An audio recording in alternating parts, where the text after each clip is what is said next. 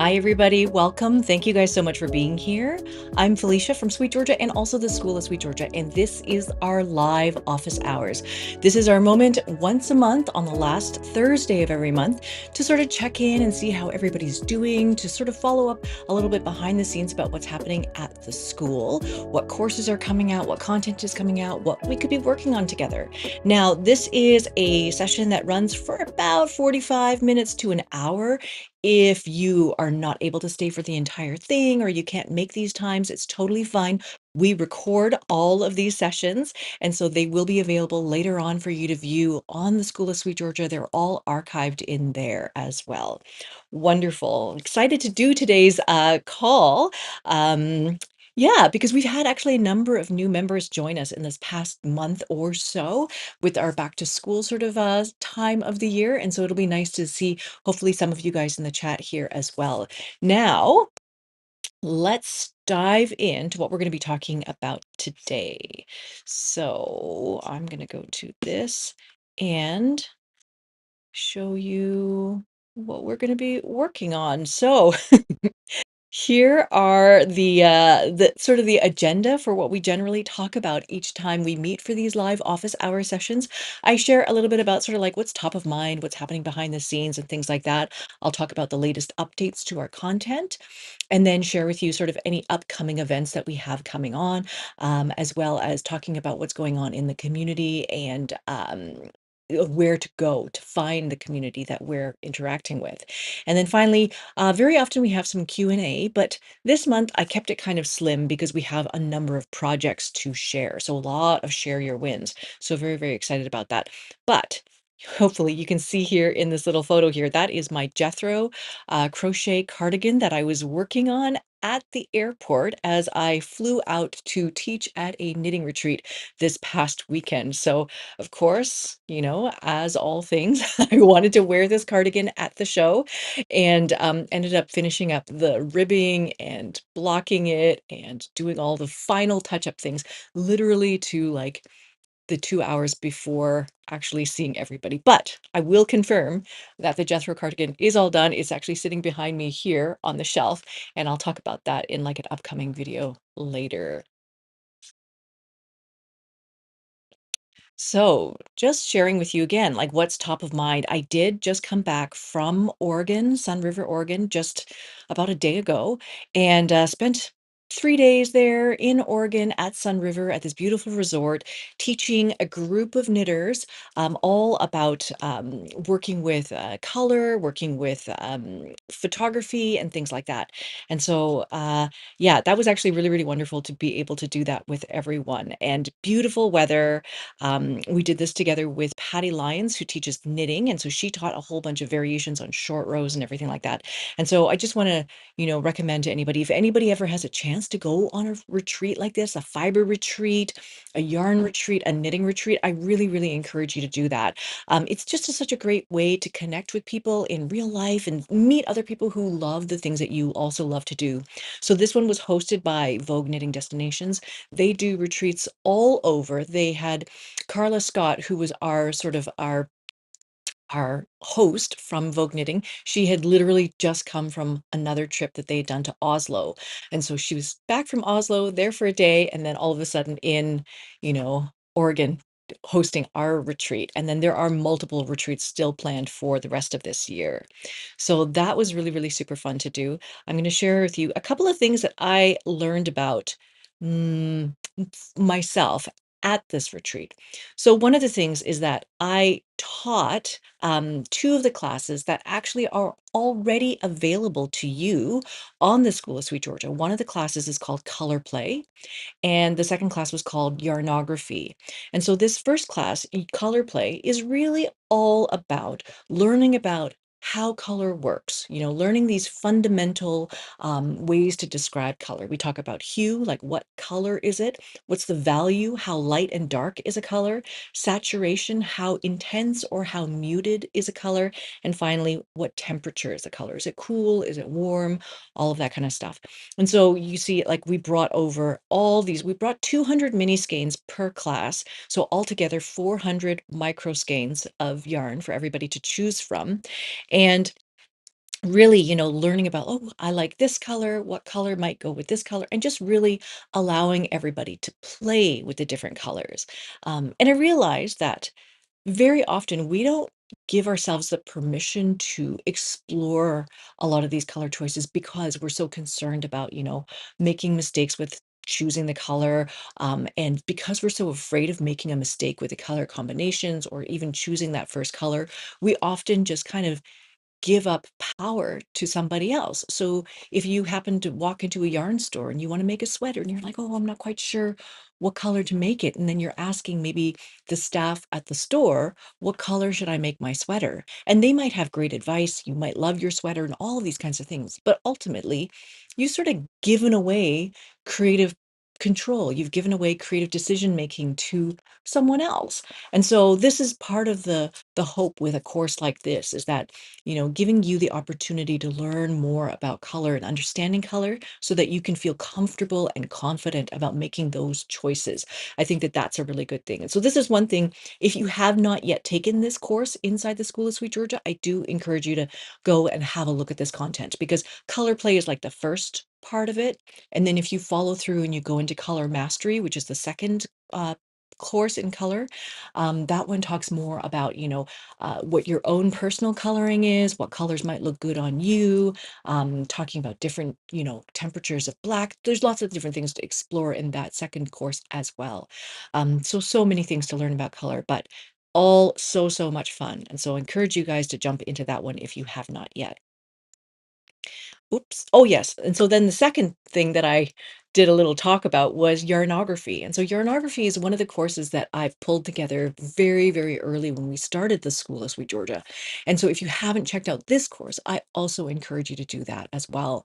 So this course is all about like learning about photography so that you can take better photos of the work that you make. I mean, like you're going to see at the end of this talk, there's so many projects that people have created, things that people are spinning and weaving, garments, all of these kinds of things. And it's wonderful. Everybody's so proud of the things that they've made. And so obviously you want to take a picture of it to remember it, to share with other people, to post on Instagram, all these kinds of things. And so this course, this talk was about how I have been shooting photos of yarn and knitting things for 20 years now. And those two photos on the left hand side of your screen, those the red one and that one that's supposed to be lime green, those two I shot in like 2004, before I had learned more about photography. And so the one in the red photo, that red sweater was shot with flash lighting that came right off of the camera. It was the on camera flash bulb thing that just automatically pops up. And so you can see like this harsh shadows with it. It's not super flattering and it kind of flattens out the texture of that particular sweater, which was supposed to be a fully ribbed sweater. And then that second photo, which is supposed to be a lime green, like an acid lime green sweater, looks kind of yellow in that photo, and it's just because I was shooting it at night inside my house under room lighting, under that warm incandescent lighting. And so this is before I knew about other forms of lighting. And so here I have two photos on the right-hand side of the page. One of them is of our wonderful video editor, Kathy, and they were posing for us with one of the Advent projects that we were doing. Was that Advent? No, that's Two Party Fives. But it was a beautiful shawl that was designed, and originally this photo was underexposed, so it was actually quite dark. The original photo was quite dark, but I was able to sort of lighten it up, brighten her face, add a bit of vignette around her face to really lighten up and add focus to that. And yeah, it kind of shows how we have changed in 20 years to really focusing on using natural light for a lot of photography. And then finally, one of my favorite photos, this one was obviously I'm wearing the sweater. And so Bridget helped me take the photo, but we're taking this again in natural daylight. Um, Natural daylight. Yeah.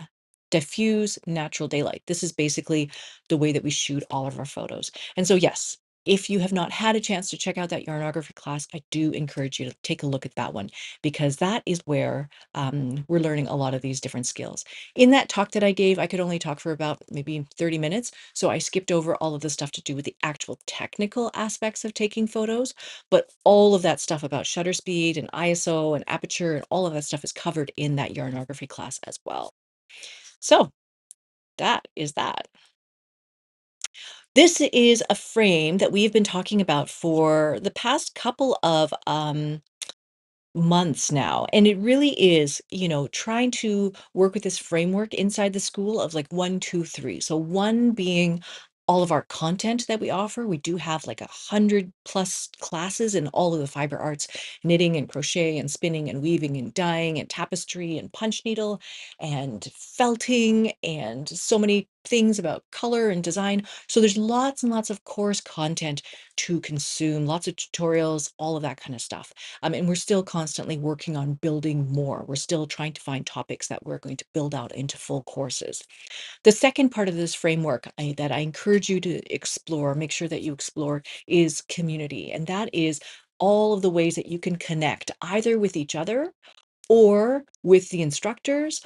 We provide discussion forum in here. We provide some Discord chat, which is also open to the public as well. And then we have Zoom meetups if you wanted to connect and meet each other in sort of real time and then have conversations that way. But these are all ways that you can learn and share with each other. It's always more fun to do things together with other people at the same time. And so that is one of the things that we provide as well. And then finally, the third thing is action. And this is really about putting your hands on the actual technique and doing it. Sometimes I feel like when we watch, like I could watch cooking shows, I could watch cooking documentaries and watch chefs and how they put together all the food and how they stir the sauce or how they chop the ingredients. I could watch all that and kind of learn just by watching. But unless I sit in my kitchen and I actually chop and I actually cook and actually stir and actually try to, taste things and figure out the temperature and figure out, how often I have to stir, how high the temperature needs to be. If I don't do all of those things and actually be hands on with it, then I won't necessarily ever learn to cook like a chef. And so this is one of the things that we encourage you to do is that you can watch all the courses, you can listen to people talk about it. I can show you photos of things that people have made, but until you sit down and actually do it at your loom or on your needles or have the fiber in your hands, it will just it won't be in your body yet. And so this is one of the things we try to provide patterns for you to make alongs to participate in. And like here, we're going to do share your wins, which is basically sharing all the wonderful things that you guys have created.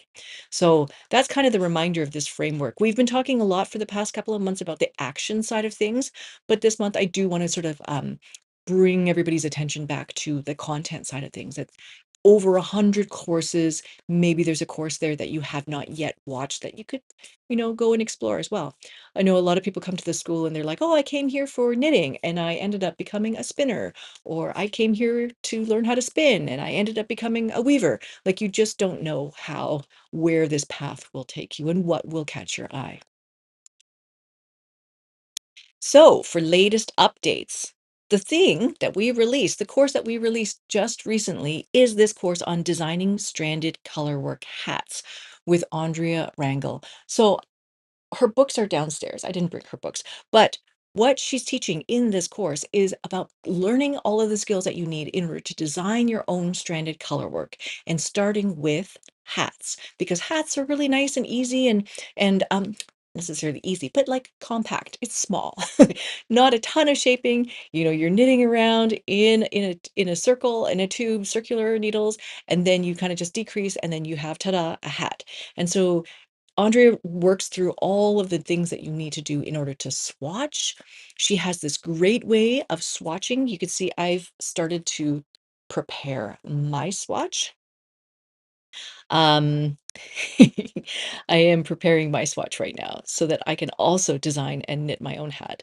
So what I did was I am putting it on circular needles. This is long circular needles. These ones happen to be like one of my favorite set of needles. This is signature needles. They no longer make signature needles anymore, so I have to be very careful about these needles that I don't break them or anything. But these are 3.75.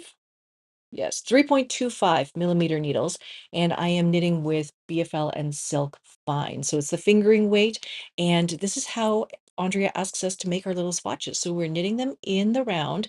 It's about, 50 some odd stitches or so. And then she teaches you how to kind of cut your work. You wash your swatch and then you cut your work and then you open it up and then you will get these beautiful sort of swatches that you can look at and you can measure. She has them pinned out onto these little foam boards.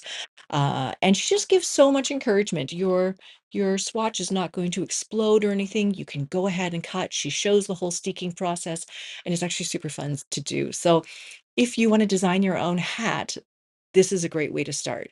And if you just want to learn how to design your own color work or practice a little bit, this is also a great way to start.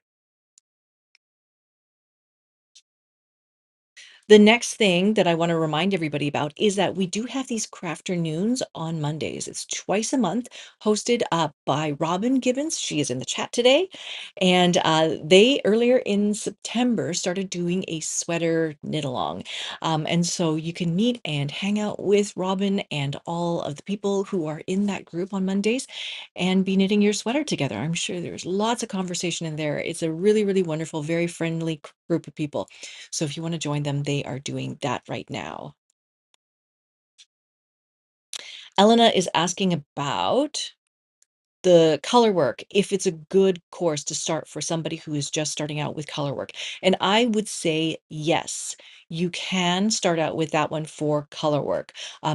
Andrea provides a lot of sort of baseline knowledge about how to do color work. There's also another color work class that we have in the school called Modern Color Work Knitting. And that one goes into all the techniques of how to hold a different yarn in different hands, how to hold both yarns in one hand. There's all the different techniques for knitting color work in that course. So sort of if you watch that modern color work knitting and then you combine it with design stranded color work hats, you can definitely jump into color work. And it's so fun. I'll show you actually.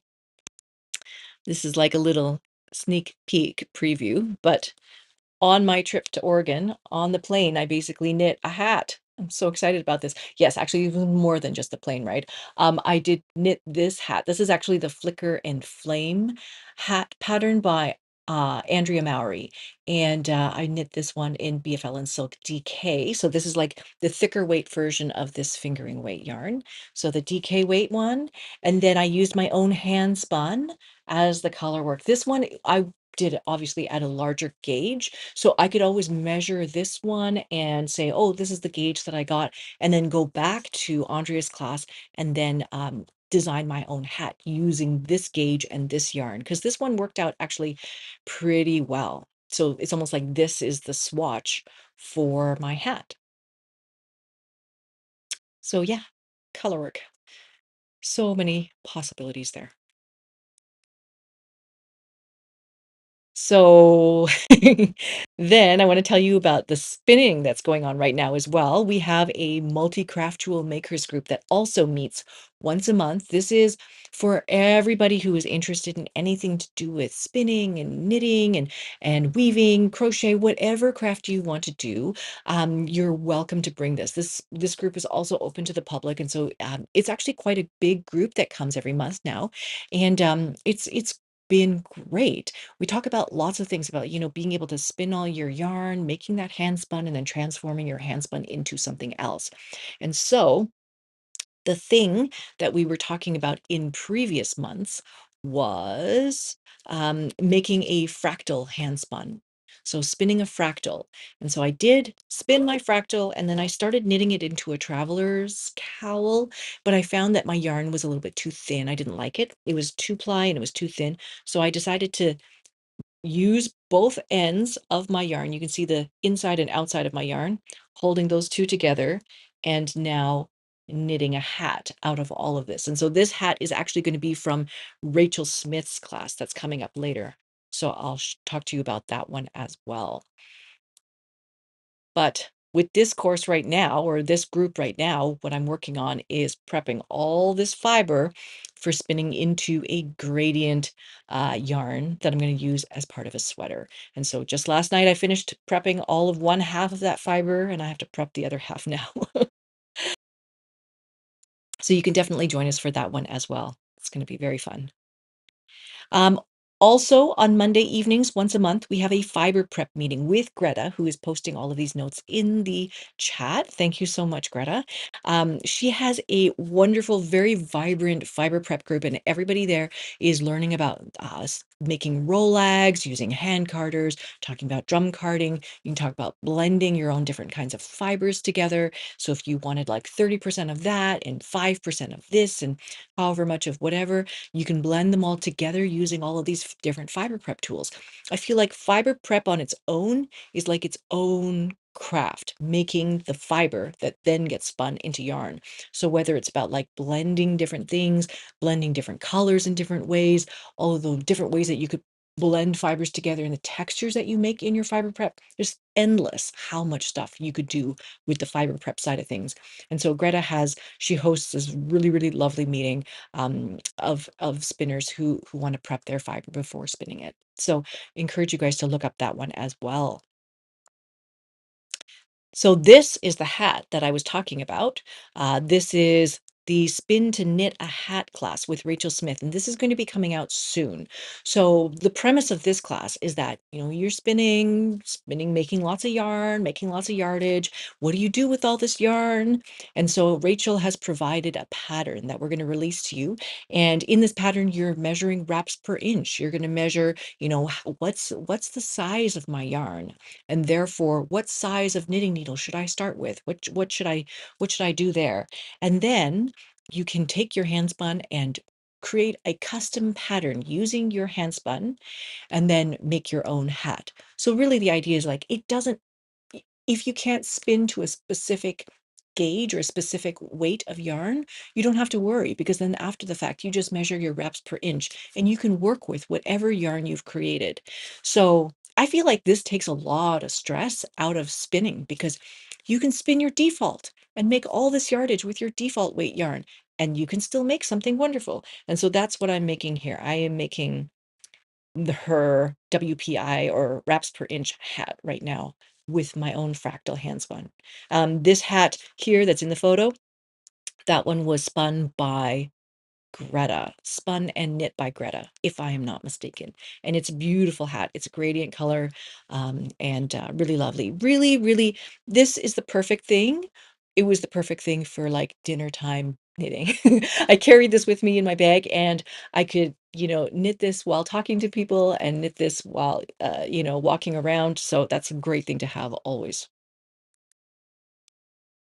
And then we go into October and it's going to be Socktober. And Socktober is all about socks and sock knitting and looking back at all of the different things that you could learn about how to knit socks. So very, very like for the very first pair of socks, we sort of like encourage you to knit from the cuff down. So from the cuff down to the toe. If you already know how to do that, you could learn how to knit from the toe up to the cuff. So toe up socks. So top down or toe up socks. And then from there, we also came out with a class called Two at a Time socks or TAAT socks. So you knit both socks at the same time on a long pair of circular needles. We've also done classes like these. This photo is all hand spun socks that Rachel spun and then knit by hand. And then I've done a bit of content about like taking your hand spun and using a circular sock knitting machine and knitting socks that way. So there's lots and lots of things to explore with socks. There's even more to explore with socks.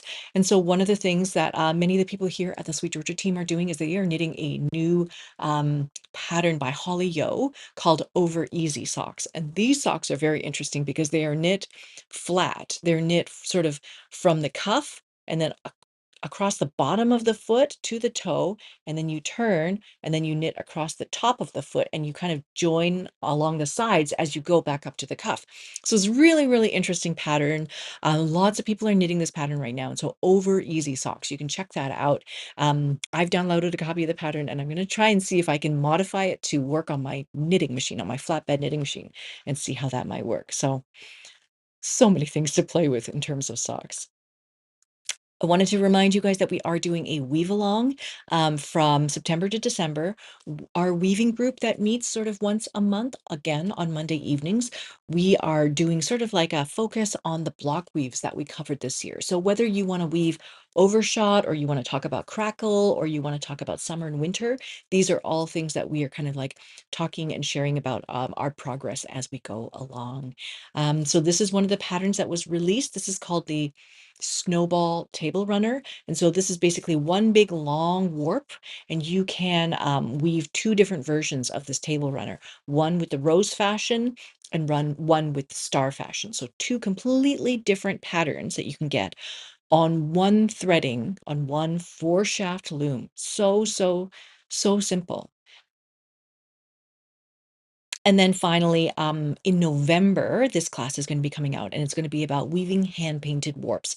This is the one that I'm very excited about. It's taken like almost a year of like dyeing and filming and weaving and all of these kinds of things to put this one together, but very excited to share this class with you. It's basically all of my favorite things, all of the dyeing stuff and then being able to make long shifts of color and then weaving with all of it with silk. This one happens to be very thin, fine silk and cashmere yarn that I had in my stash from like almost, well, 13, 14 years ago. Yeah, this was a yarn that I was test driving to knit my wedding shawl back 13 and a half years ago. And then I never used it because it was too fine, it was too thin, but it was perfect for weaving as weft. So that's in there. And we'll talk more about that in the school. And also in November, we're going to have some new patterns come out for rigid heddle. So there's definitely more stuff to do if you are a rigid heddle weaver. And looking ahead into 2025, we do want to do a weave together next year about double weave. And so if you have not yet looked at the double weave content, I do encourage you guys to take a look at some of that. This first course that we released on double weave was about weaving plain weave, double weave. So either plain weave tubes to make a bag or 2 layers or even a blanket. We did a blanket in that course, plain weave blanket. And so next year we could weave along a plain weave blanket, or we could do a twill blanket on 8 shafts. So lots of things to consider, but that's something that we want to be doing next year. So just planning ahead.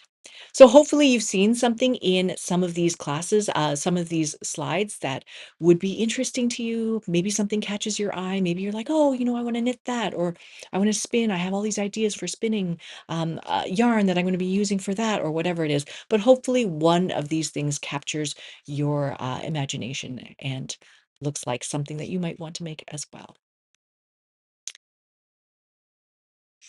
So looking at, oh, let's move this up a little bit.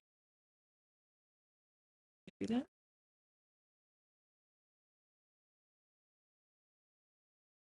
There we go. Okay. So, in terms of upcoming events, this is the calendar for October. So you can see there's a big red line through the middle of it, and that's just because I am going to be out of town with my family from October the 12th, which is Canadian Thanksgiving, for 12th to the 20th. I will be out, and for the most part, like without any internet access. So it might be difficult for me to reply to messages or anything like that during that time. So I just wanted to give you a heads up in case you send me a message or a DM or something like that, and then you don't hear from me. That is where I am.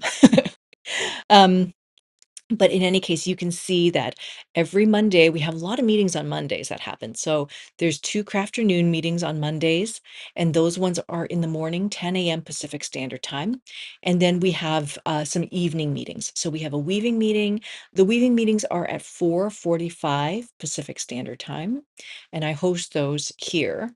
And then the multi-craftual maker meeting is 5 p.m. Pacific Standard Time, and I host those ones from my attic.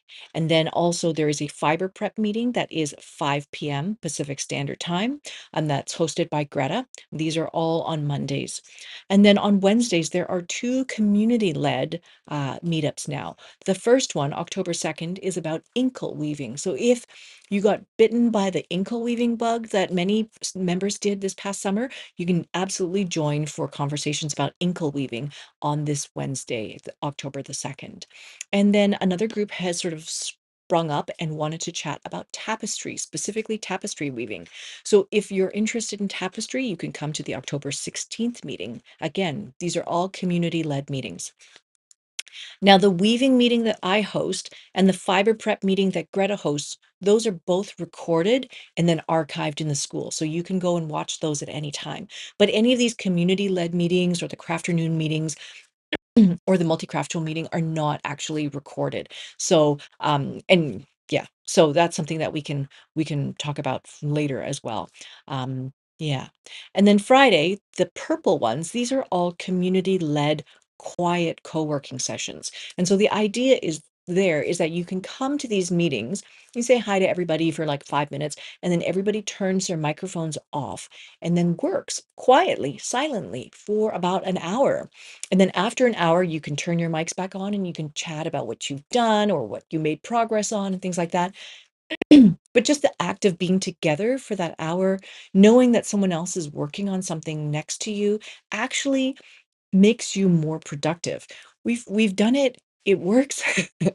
It's actually quite effective. So if you've never tried that, I encourage you to come and join, and sit with some of these folks who are making things, and do all those things that you feel like, oh, I don't want to do that, like twisting fringe or hem stitching or all the things that you feel like are chores. That's a great thing to do during these Friday sessions. So yes, just a reminder of those multi-craftual Mondays.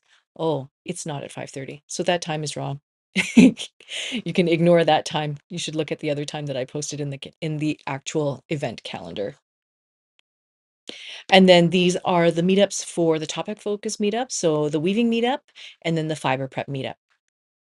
And so these are Rolags by Greta. And yeah, I'm so looking forward to getting my blending board back so I can make some Rolags too. Right now, maybe I'd have to make them on hand carts. Maybe I could do that too. And then just reminder of those community-led meetups. So the ankle weaving meetup and then the tapestry meetup. And so that is a little sample of weaving the meet and separate sampler that was taught by Jana in her class. And I just happened to be doing that one on my floor loom as opposed to on an actual tapestry loom. I I do like using my floor loom for everything. So, quickly to talk about the community, I do want to make sure that everybody knows where to find it. And basically, when you go to the School of Sweet Georgia website, up at the top, you're going to have your navigation.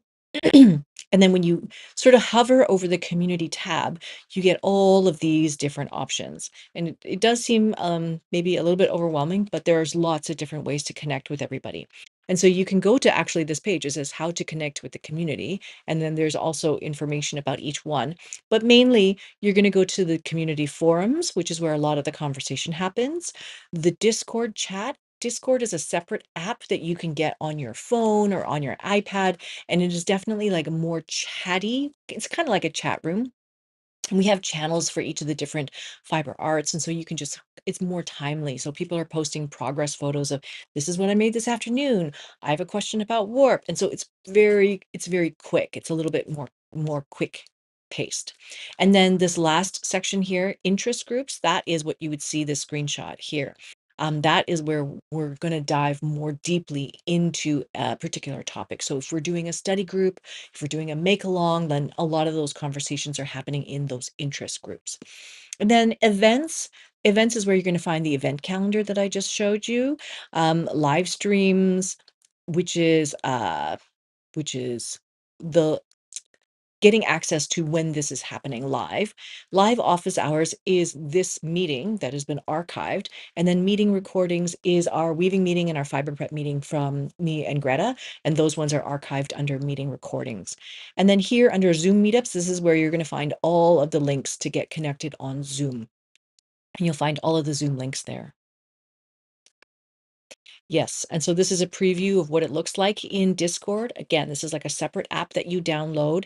And then when you do download the Discord app and then you join the Sweet Georgia Discord channel, you can go to your School of Sweet Georgia account and go to your dashboard. And then when you scroll all the way down to your dashboard, you'll see an area where you can connect your SOS account with your Discord account. And what that does is it basically changes the color. It gives you a new role inside Discord, and it says that you're an SOS member.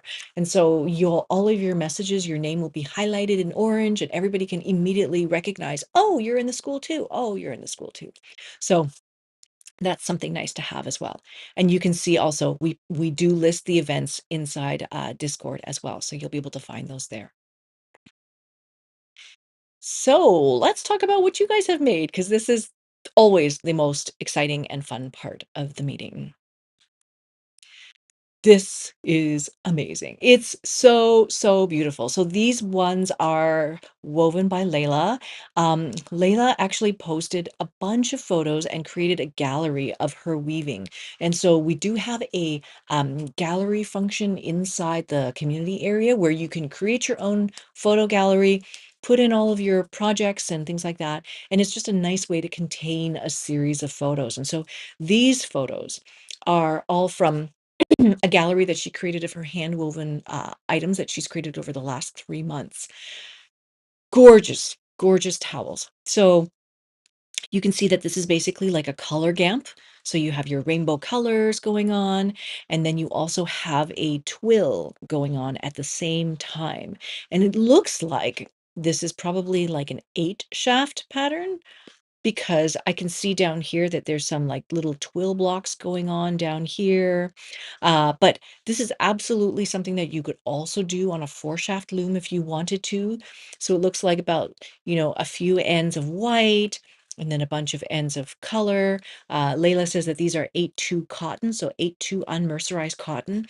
And then it looks like there's probably a point twill threading on here. And then lots of different treadling variations. So each towel looks like it's a different treadling variation, but it does look like it might be 8 shafts because you're getting these little twill blocks happening in here as well. So, so fun, so colorful. These just made me so, so happy when I looked at these towels. And I was like, I want to make towels like that too. So thank you so much for sharing that, Layla. She has more. This is another one from Layla's gallery, and this is wool and silk. It's woven of, she says, from juniper moon Findley and jagger spun zephyr. And the reference that she used was Echo and Iris by Marian Stubenitsky. So this is kind of like, yeah, so colorful. She did say that there was like 4 different colors in the warp. I had notes here, but I can't find them right now. Yeah, the yarn being sort of this woolen silk yarn, Jagger Spun Zephyr. It's really, really sad, but there was a recent sort of update that Jagger Spun is no longer going to be making yarn. So they're going to be closing down. And so if you do like that Zephyr yarn, it's a beautiful, beautiful, beautiful yarn. It comes sort of like in a 218 weight.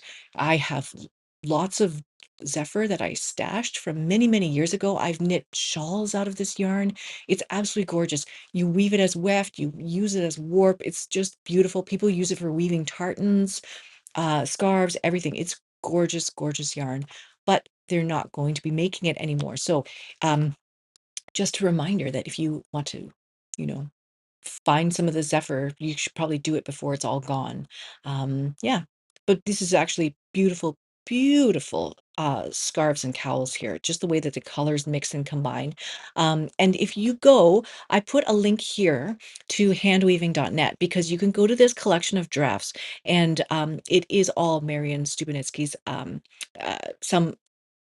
some of her drafts, and you can see how the colors kind of undulate and flow one into the other. Really, really interesting stuff. So thank you so much for giving us that color and inspiration there.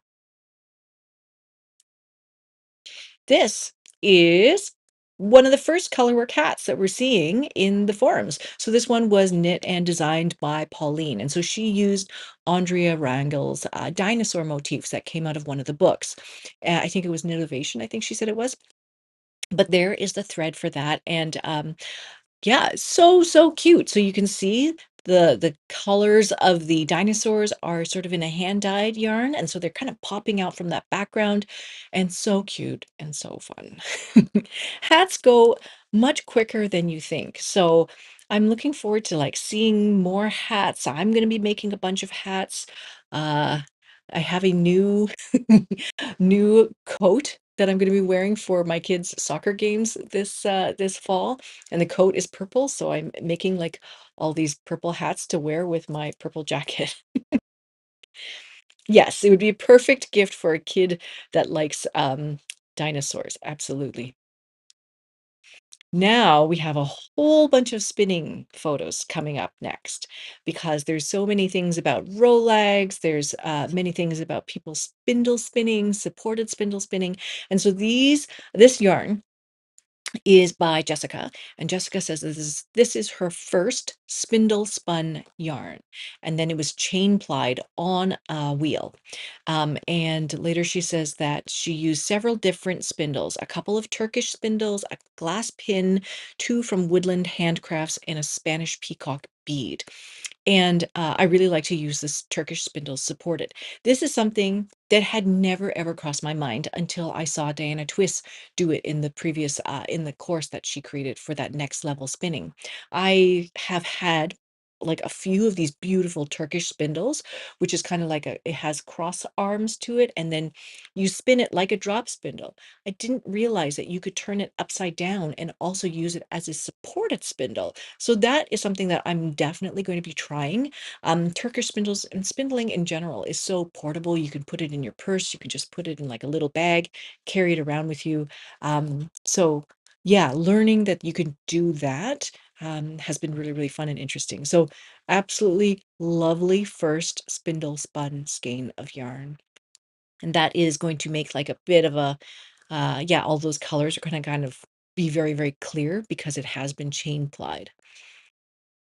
And that's the beachside brunch colorway, it looks like. Now, this one is by Pearl. And so I'm going to show two photos from Pearl. Um, But basically, earlier this summer, Kim McKenna suggested that maybe we could try spinning a staggered three-plied or like dotted yarn. So taking like three lengths of fiber and arranging them so that one strip is skewed against the other two. So you can see here, we have like the white is kind of lining up here. This is the lightning rod colorway that we dyed for the club, for the Secret Stash Club. So you can see the white is kind of lining up in these two strips. The yellow is kind of lining up. The pink is sort of lining up.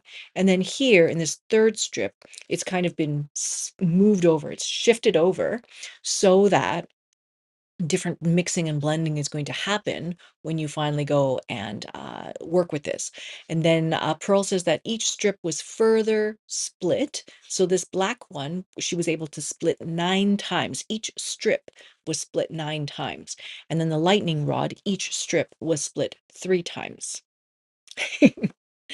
So here is Pearl's final yarn for that staggered three-ply in the lightning rod colorway. You can see it's like a party in here.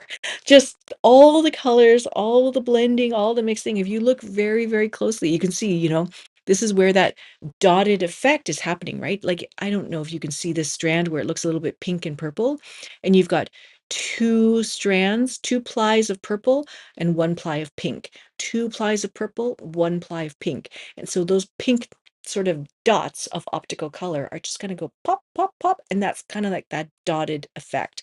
Again, here you can see it here where there's like two strands of kind of purple and then one strand of yellow, like a light yellow and light yellow, light yellow, light yellow, these dots everywhere. So, so cool. What a fun way of making three-ply yarn. So that is Pearl's staggered three-ply. And then here, talking in the chat about how Greta's is very nice as well. This is Greta's yarn. So again, lightning rod. We've been looking at this particular colorway from many different spinners, and because it's just so interesting, because it was a colorway that we dyed that had very, very bold primaries in it. It has yellow, magenta, and basically blue, and then a little bit of white. And so they're basically primary colors, and mixing them together could have produced mud. But you can see that it produced a very fun and interesting yarn here and completely different looking yarns here. And so these ones are Greta's yarns. Her staggered hand spun is in the back. So she did again a staggered 3-ply to make that dotted yarn effect. She also did a chain ply yarn here. So you can see the colors are all sort of consolidating into one spot. So all the yellow is in one spot, all the blue is in one spot, all the purple is in one spot. And then this last one is the raindrop yarn and has tons of white and just hints and flecks of color throughout, and just 3 completely different yarns. Truly, truly beautiful. And so, like, I think a lot of this inspiration is from Kim McKenna's class. It's called Spin a Hand Dyed Yarn 5 different ways. And so Kim has like 5 different techniques for taking one colorway, spinning it 5 different ways. So lots and lots of inspiration there. And this is the thing that I repeat over and over again for all spinners, is that some yarns you just can't get in any other way except if you spin it. You have to, spinning just allows you to do so many things with your colors and your fibers that are just not possible in any other way. So that's what makes it endlessly fun and exciting. Now, this one is by Sarah. And look at the skein of yarn. It's so beautiful. I thought it was like commercial 3-ply fingering weight sock yarn, but this is Sarah's first 3-ply handspun yarn, her first 3-ply handspun. She says, I'm a pretty new spinner. I learned in 2021, but I didn't really spin again until this year's Tour de Fleece, where I discovered 3-ply. I mean, where have you been all my life? And so this is really just wonderful. I think it was about 42 grams at the end of the day. It was about like 40, 50 grams of fiber, and then spun into her first ever 3-ply yarn. If you go to this link here, she has a couple of more photos, a couple more close-ups of this yarn, but it's stunning. It's just so even and consistent and beautiful. It's really, really like successful, beautiful handspun. Thank you for sharing that. These ones are from Maureen. So Maureen says, I don't normally do Rolag, so this was my first pass. And so she tried a bunch of different things, different techniques, different methods, trying to pull the fiber off. She said initially she had some trouble getting the Rolags off with the dowels that she was using, and then she had to like cut she had to cut the Rolags, and then she said they look like little dissected caterpillars, which is kind of funny. But yeah, she had some trouble getting them off the dowels at first, and then managed to produce a bunch of Rolags here. She says she's not totally sold on this particular technique yet, but I love that, she's trying lots of different things and experimenting and doing different things to see, does this work for me? Do I like this? Do I like this fiber? I've spun from Rolags a couple of times, and I know for myself, I really love like a slick and fine and smooth worsted fiber. Like I love a worsted fiber prep and a worsted yarn at the end of the day. It's just kind of what I like. Um, and so that's part of my push for myself as well, to like try making some Rolags on the hand cards or the blending board to try spinning more woolen, because I'm not sure, but you need different yarns for different purposes. So we'll talk about all this and more in the fiber prep meeting. So that will be really, really lovely. So these are Maureen's handspun yarns that came from each one of those Rolags. So I love, if you follow Maureen's posts, she's very good at sort of documenting this process, throughout. So this is like step 1, making the Rolags, and then this is step 2, what they look like in handspun yarn. So, and then wet finishing and going from there and everything like that. So you got to try a lot of things to see what you like. Got to see what you like best. Now, this one is going to be our last project of the day, but this is actually very, very exciting. And Elena, you're here in the chat, which I'm very, very happy about as well. But this photo is actually from a number of years ago. And Elena dyed this sock yarn using some Wilton's food dyes. And they were done in kind of like a solar dyeing fashion. So she basically poured some dye and some water into the jar and then stuffed a skein of sock yarn into the jar and then kept mixing more dye, pouring it into the jar, mixing more dye, pouring into the jar, and then put them out in her backyard on the ledge of the porch and let the sun heat up the jars enough to basically cook and set all of the dyes that are inside on that yarn. There's some spinning fiber in there, and then there's a couple of skeins of yarn. And finally, years later, she has knit them into socks, and this is what they look like. I think they're amazing. I never ever would have guessed that all of that yellowish color would have been so evenly distributed throughout the entire length of the skein. I thought that that was one of the coolest things. You can see it's all kind of stuffed into the jar here, and I would have thought that more of that yellow would have pooled in one section, but it was actually really distributed really evenly. So these are a pattern that she basically custom put together using Anne Budd's reference. So Anne Budd makes a lot of these books where you can, figure out what your gauge is going to be, figure out what your needle size is going to be, figure out what size you need to make, and then you get all of these a table of numbers, and you pick from all those numbers to figure out your custom pattern. And so Elena's used that to make her socks here. They're ribbed socks all the way from the toe all the way up to the cuff, and with a longer leg. They look fantastic. The color distribution is just so fun. So I think that they look wonderful. Oops. So that is not the link. We'll get you the link. Well, there's the correct link to the actual sock, to the sock thread there. So thank you so much for sharing that with us. And I love that this is like a project that's taken, it's taken a couple of years, but that's totally fine. Like it's great that you still came back to the yarn and still used it for something. And yeah, this is doesn't have to be all immediate and all like, yeah, this is a process that can take years. That's totally fine. Wonderful. So that is basically it for today's session. And yeah, we will meet again next month on the last Thursday of the month. And hopefully at that time, we can talk more about the things that you've been making. I would love to see more hats. I would love to see more of like these color work hats. Would love to see some of your swatches, your circular swatches.